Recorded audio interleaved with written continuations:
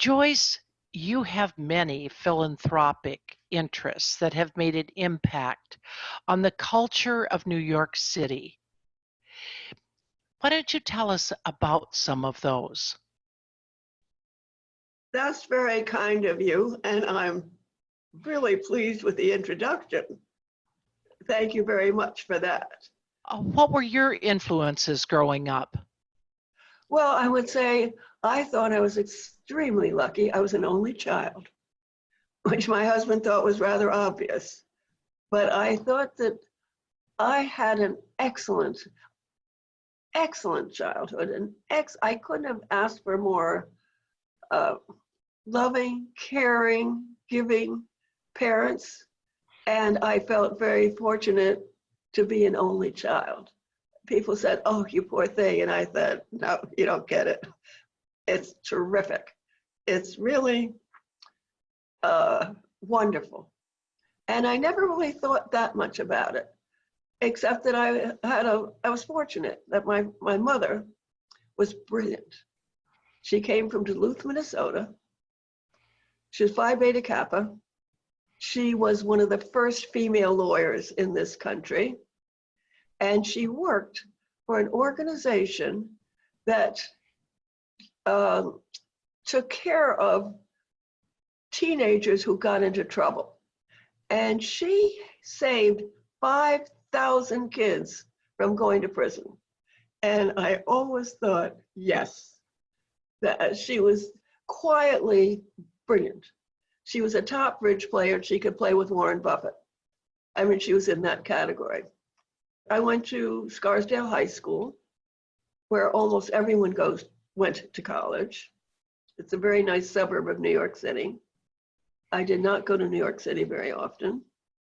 I got into Smith College, really enjoyed an education, and am so disappointed in myself that I did not spend more time getting to know the teachers, the professors, who were so willing and anxious to talk to students. And I sort of fiddly-diddled around. I wasn't very distinguished. I was on the paper. I was head of our paper, which actually disappeared eventually, the school paper. And I love Smith. I had a wonderful time there. I did all right. I wasn't brilliant. I was fine and happy and learned a lot. And then I came out of Teachers College. And of course, you have to get a job. I mean, not that I didn't think of that myself. I did think of myself. I had to get a job. And so I did. I got a job. Well, first of all, we were having children of our own. I got married. I should put that in there. To the nicest, most wonderful, low-key, hardworking person. And he died of cancer at the age of 70, which is just so unfair for such a good person who came up the hard way. I'll go into him a little bit because his great influence on my life. His parents, while he was growing up, were the cat's pajamas. They knew the mayor of New York City. They had a chauffeur, a person a nanny, a chauffeur, a place in the country on Long Island, actually. They had everything you could think of. And his father, who was very friendly with the mayor, who was a very outgoing, shall we say, outgoing mayor. In 1929, his father, who was in many businesses, was king.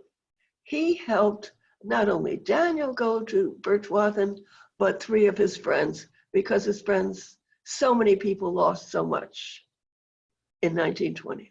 It was a disaster, but not for Daniel's father. He was solid. However, along came 1933. Everyone else had learned a lesson, except Daniel's father. And Daniel's father lost every single penny that they had. His mother was an educated, I think from Germany. She loved opera.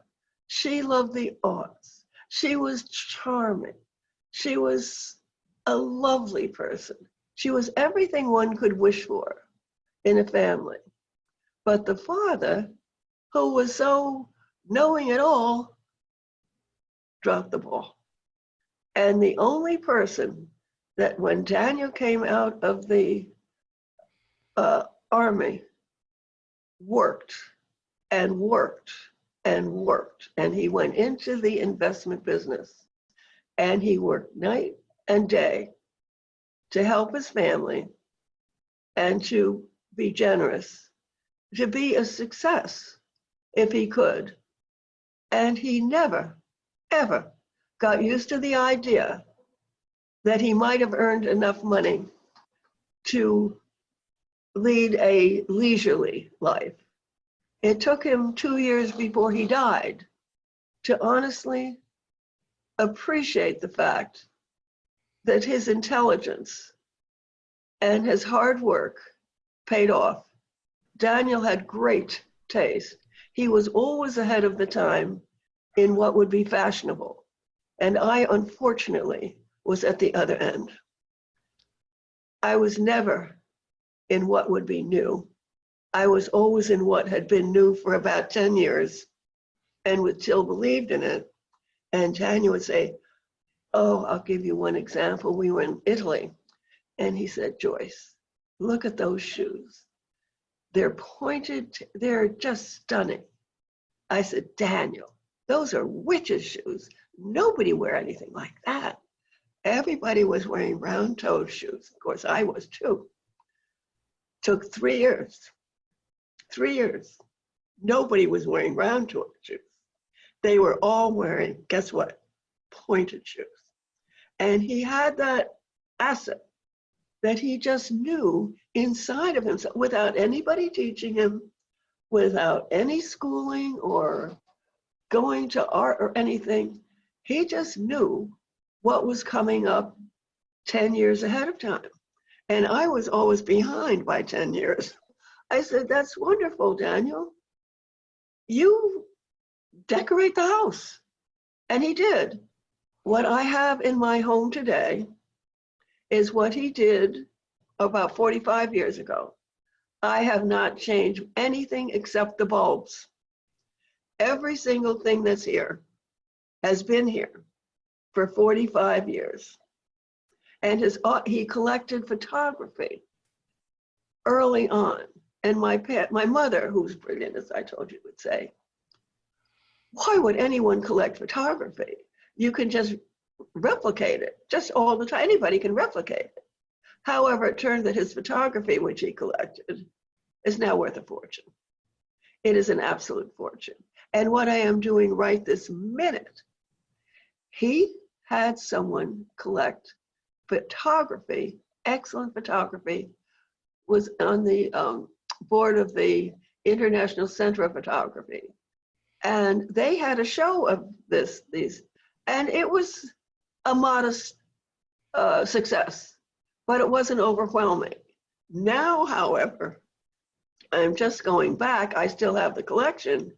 This would, I think, be a fabulous thing to do. And that's what I'm going, that's in my future. Well, let's put this into a setting. You live in New York City now. That's correct. In a building. I'd call it a home. It's 18 rooms. It's the whole floor. And I have 150 people over.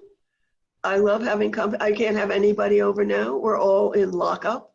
I'm not permitted to go out yet. Then I'm too old to go out. So this is a very peculiar time in our history. It's very hard to lose the love of your life. You know, I will tell you something. Being an only child, I think is a tremendous asset. A wonderful asset, because you're used to doing things by yourself. So you can say it's slow, but I was always, he would never had time to be on boards. He was on a few boards. Well, I'll tell you how he happened to do a little bit better. Someone introduced him to a friend, a person named Warren Buffett. And he had an idea that there was a company in Massachusetts that someone said was available, might be good, ripe for a takeover. So Daniel, who didn't know much of anything and was very young, and this other guy, Warren, who was at Columbia, just out of Columbia, a couple of years out of Columbia, but pretty smart. And they went to this place in Massachusetts, and they looked at this company, and they both said, you know what? They thought it had potential. And Daniel, I believe, was one of the first leaders, the head of that company. And he really didn't get it. It wasn't his thing. He just didn't, he liked doing things himself. He didn't like being responsible to other people. And of course, you can't have a company and not be responsible to the shareholders. You really have to think about the shareholders. So he gave it to this friend of his who had gone up with him, named Warren Buffett. And Warren thought it was a pretty good deal. And he said, let's bring it out. Let's take it out. Let's take it public. And they did. And they took it public at $14.85. And it came out. And in the first couple of years, it did a little diddly-do. Went up a little bit, not much. And then it went up a little bit more, not much. And Warren would buy these companies, and he'd say, my God, what is he buying that for? Is anybody ever going to use that? And then something happened. And this is about 50 years later, of course. What would your guess be, or do you know what the stock is selling for today? Berkshire Hathaway is the name of the firm. And it came out at $14.75. $300,000 per share. We're at a meeting, and the meeting is in the Butchart Gardens in Canada. It's above Seattle. And there's Warren. Of course, we're used to Warren. And he's bringing this scraggly little kid along. We'd never seen him before in our lives. And at that point, we're so happy we're a group. We're the group. We're so pleased to be with our group. And along comes Warren with this kid he met. And we're on a boat on this lake. It's a small lake. And he's talking about IBM is dead in the water. And he didn't even graduate from Harvard. He went to Harvard and he never even graduated. Who wants somebody like that? But Larry Tisch, all these major people were listening to him, listening to this little scraggle thing. Anyway, and even Daniel said, he's got something. He's got something there. And I said, yeah, he does. He does, actually. He does. And we left. And so Bill Gates became part of our group. And Bill Gates was like Warren's son almost. My life is mostly being on different boards. And I like to be on boards with the Child Development Center. I really did a lot there. I stayed with it for about 40 years. And after you get about 40 years, sometimes you get a little soggy. And you lose interest because other people come in, and they should. They should come in. Because of Teachers College and because I believe in education, I decided I should have a high school. And I chose one in Harlem. I tell you, it's in one of the worst. I don't know if you know Harlem at all. This is the worst section. In fact, they never let anybody out for lunch because the first year I was there, we had students in high school. We had twins, wonderful twins. They had such potential. You were so proud because they worked hard, they did well, and you just knew they were going to make it. And then their father shot their mother right in front of their eyes, and they became catatonic. And this is a very tough neighborhood, the toughest in Harlem at that point. And I'm going back 20, at least 20 plus years. But I have wonderful things. 90% are going to college, 90%. And I always give them a book in honor of my mother. I'm just writing that to Warren. I give a book because he appreciated my mother. in honor of my mother because she was such a scholar. And they are wonderful at graduation. You're so proud. I'm just tearing when I think about them. They're going to college. Imagine. Of course, the first in their families to go to college, but the families are there. It's in my auditorium at Teachers College. So imagine my pride to have my school, the Heritage School, graduate. I'm on the board of Teachers College. I said, I want to do something. I'd like to have a high school in Harlem. You founded the school. Well, yes, I asked Teachers College, from which I graduated. I said, I would like to do something useful. Are you involved with anything? They said they would find something for me, and they did. There are some great schools in the area, but they're much more upper scale. I've got the poorest of the poor, the ones that have absolutely nothing. You can't imagine. I just drove through Harlem yesterday. You can tell immediately. It's just heartbreaking, actually. But I'm so proud. And I have, as I say, I gave the auditorium to Teachers College. And I have the graduation of my school, the Heritage School, at Teachers College. And I'm in tears because they made it. And they're going to college.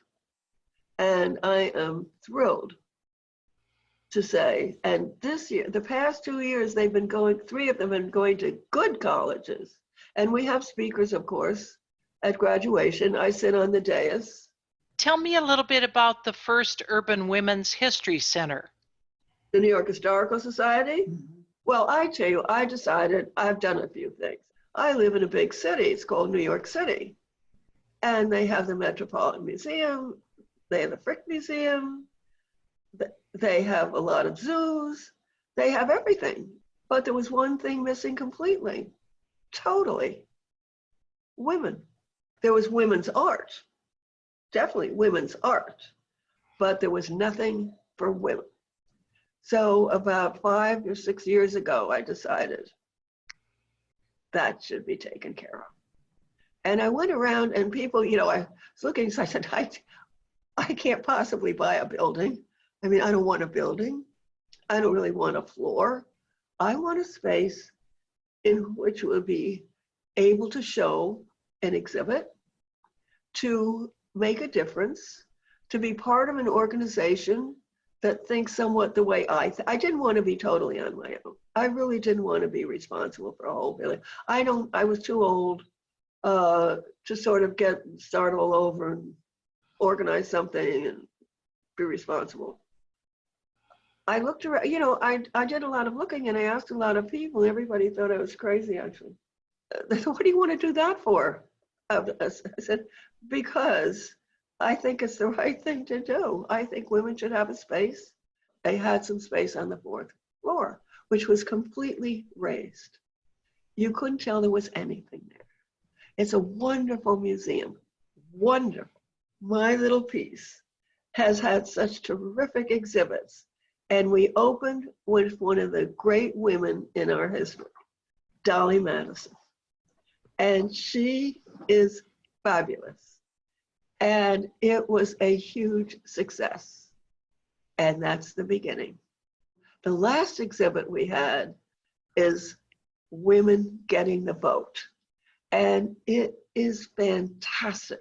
And you know what we have? We have a film of women marching when they are getting the vote. We have a map of what states signed up yes for women. Some were really on the West Coast. Yes. And it is a superb exhibit. I am thrilled with it. You have to come up, even in Arizona, come up and see this exhibit, because at the far end also is a replica of the Oval Office. And you can be the president. You will be the president. You sit in the Oval Office at the president's desk, and you have the American flag right next to you. and you are the president. And it's just the most wonderful feeling in the world, because you can do what you think's right with this world. And you have about 4 minutes to do it. And then a friend of yours will take your picture and you walk on, and then they have the history of all the other presidents. But MySpace, it was a huge success, huge success. And everybody, and I have tears, and everybody's there, and everybody's clapping their hands. So that was me in my little space at the New York Historical Society for women. Amen. That's fantastic. So, Joyce, you Yes. know, as I get older, I start thinking what I have and haven't achieved in life. Do you have anything else that you still want to do that you haven't done? Oh, of course. In fact, I was just thinking of it today. Oh, of course. You're never finished. In fact, True. I have to tell you, I don't think I'm as old as I am, you see. I have this ridiculous illusion that I'm actually younger, and I should still be doing things. And I tell you what I am doing. Daniel, I think I may have mentioned it before, had a fantastic collection of Black photography. And I thought, if there's ever a time, sweetheart, this is it. So I'm going to contact, and this should be in books. It should have been in books before, but people weren't interested really.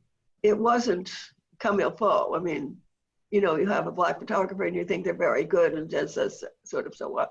Well, Daniel had such a great eye. As I said, he was onto things before anybody really thought about them. Most people, I would say, thought about them. Now I've got thousands of photographs. So that's what I'm looking into shortly. I've started that. I think at this point, the International Center of Photography might have an interest in that. They very well might. And they very well might. So I tried to reach them before. It's very hard to find anybody. You know, everybody's all whatever. They're all in their own little casitas or nests or whatever they are. No, this is the first week that New York has been out at all. It's phase 2. We aren't even in phase 3 yet, which is where you can get your nails done. Well, best to be safe at this point. I have a marvelous financial literacy program that it happened in 2008 when we had a problem.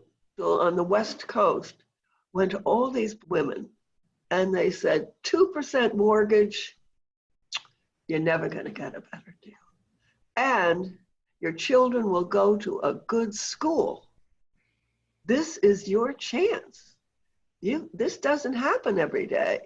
You have an opportunity and an obligation almost to take this offer. And someone said, well, I'll do it. I will. I'm going to do it. I want to do it. I've always wanted to. I've wanted a nicer home. I really have wanted a nicer home. And I'd love to have my child go to a good school, a really nice school. Yes, I'm going to do it. And you know what? They did. They all did. And you know what happened? They were so happy until a year went by. And after a year went by, the rate got raised. Exactly right. They didn't know what to ask. They didn't know the questions that would be important. And because they didn't know, they lost their house, they lost their money, and they lost everything that they had. And so I said, that's not my America. And I am going to see if I can do something about it. And I went to a few people that had a lot of dinner and could have been very helpful. And they thought it was a terrific idea. And they wished me a lot of luck. And I finally found a friend, Paula Rosen, who's the editor-in-chief a magazine, and she said, I'll try and help you. And she did, and Teachers College did. I've reached over 1 million people, and I am in every state in the union, every state in the union. But now everybody's doing it. You know, for the first I'd say 5, 6, 7 years, nobody gave a tiddly-poo. Now everybody's looking into that. Everybody has it. So Joyce, what's the name of the program? Well, it's a financial literacy program, and it's under the aegis of Teachers College, Okay. and I support it. I give the money. The person who was initially in charge, of course, was at Teachers College. Then he went down to the Fed, and we always had a dinner at Teachers College, a luncheon or whatever, and we had a graduation at Teachers College, and that is so heartwarming. You know, it is so heartwarming to do something that you can tangibly say, yes. So now you can do everything online. So everybody's taking these courses online. I can't pass a damn thing. I mean, I am just very upset because it's so unnerving, but everyone else does. And I just wrote it to Warren Buffett. Of course, he helps zillions, but it's one of the happiest things I've ever done. Oh, wait a second, where's my article? Here, I was written up. It's a Wall Street Journal. I'll give you a copy of this. It's snookered, a philanthropist anti-snooker campaign. That's the headline I had from the Wall Street Journal. So that really is something else. Now, the other thing that's really, really, really making me happy, at the New York Historical Society, we are going to have Kay Graham, the most important woman in the 20th century. Kay Graham was the editor of the Washington Post, and she was some powerhouse. And she and Warren were quite friendly. And we have invited Warren to come to our opening. And she was a very strong, shall we say, and prominent. She was a powerhouse, and she was always very interesting. When we were all in Ireland, for the only trip we ever took abroad, Kay came over to me and she said, I think you are very, very brave. Because Daniel had just died. She said to come here by yourself. I was sort of dumbstruck. Thank you, Kay. Nicest thing she ever said to me. But she was very strong. She could be very nice. I had nothing to, I was so below everybody, and she was so above everybody because she was always very, very friendly with Warren, who was the kingpin. Then you have Bill Gates, who isn't so bad himself. And everybody there was rather hupsy-pupsy. And I was way down on the ladder, but I was there. And you know what? Everybody's very nice, very, very nice. But they all had their own little, they'd meet here, they'd meet there. They're all going to Europe for a meeting. Many of them had their own plane. Warren had a plane called the Indefensible, which I was only on once. As I say, when we were at Palm Beach at the Breakers, and Warren said, this is it. The other part of the group is Charlie Munger. Charlie Munger is now 96. He is like God. He knows everything. There is nothing. When I said, Charlie, way back, do you know anything about Dolly Madison? With that, he reels off like 4 books worth of what he knows about Dolly Madison. I was almost sorry I asked. But anything you can even think of asking. The most obscure, you don't do it because it's obscure. I mean, you do it because you don't know anything on his level. Well, I would tell new generations to do, I never really thought about this, but I would tell them to always, to be literate, to always learn, to always be interested in learning, to take advantage of the wonderful educators that you have. Well, now the educators are all online. I mean, I don't know how it works, that you can ask them questions and everything, because I'm not that sophisticated at all. But the teachers that I missed taking advantage of, I didn't do it. I was happy to be a Smith. I was happy to Donnie Around. I got a lot out of just being there myself and learning, but I could have gotten so much more. To take advantage of the people who are willing to help you, to be helpful. If you're here and you can be helpful, you can be helpful in so many ways. You don't even have to be wealthy. You could be anybody. You can help in reading. You can help in sports. If you're a good athlete, there are many ways you can be helpful. But be part of life. Do something. Don't just be helpful and learn and be educated. And education is a key, and it's one of the best keys, unless you're naturally talented. There are people who aren't naturally talented. I mean, from early on, they're just talented, but most people aren't. And education is a stepping stone. And then the wonderful people, keep in touch with people that you've met who have been helpful to you, and don't just discard them. Keep them. And today it's so simple because there's so many easy ways to stay in touch that it's a shame to have met someone. And I think everybody can be helpful at some time, at some place, to someone else. Well, Joyce, thank you so much for all your time and for your thoughts and your recollections. You know, it's so important to pass those along. And I so appreciate everything that you've done in your life. You know, you've made your life something that you have given back to other people so many times. And that's so important. So thank you. Oh my goodness, that's the joy of it. I get more out of it than they do. It Really, truly is. thank you. Thank you so much. If you enjoyed this video, please join Kent and me, and please subscribe free to this channel.